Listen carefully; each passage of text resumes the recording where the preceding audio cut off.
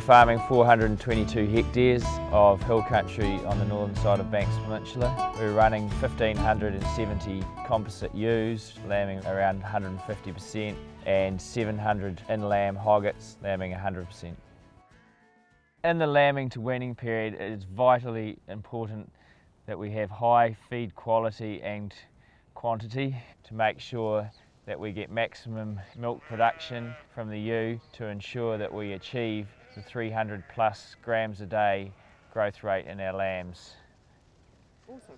Our requirements for quality and quantity are always changing depending on what we're trying to achieve with our stock at certain times of the year. And every stage that we're at, we're always thinking about how our situation now is going to impact our situation in the next 2 or 3 months ahead. Leading into the autumn, when you're going into flushing, you've got a strong focus on quality and giving those ewes every bit of quality they can get for that 30-day period without worrying about quantity so much. It's just getting enough quality into them.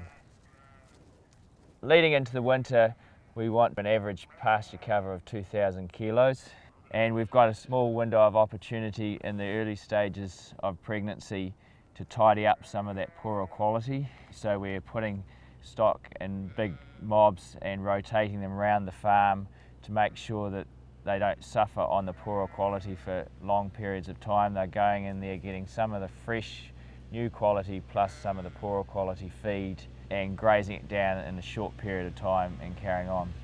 We're then focusing on making sure that we have average covers of 1,400 kilograms of dry matter at set stocking for lambing, and that must be of high quality between an ME of 11.5 and 12, which most pastures generally are at that time of the year, to make sure that we enable that ewe to hit peak lactation. The early part of spring tends to be easy in terms of feed quality because all plants have a high ME through that period. It's the later part, getting into November, that we find when the grass plant is starting to go reproductive that we have to maintain quality, and we put all our ewes and lambs on a rotation followed by cattle to trim the lower quality feed down so that the next rotation we have a high quality feed there to come back to.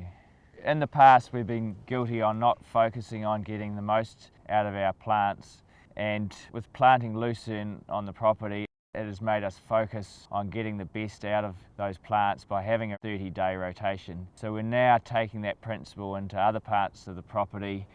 with the likes of subclover and allowing that to flourish and set seed over the spring to increase production and clover content in the following years.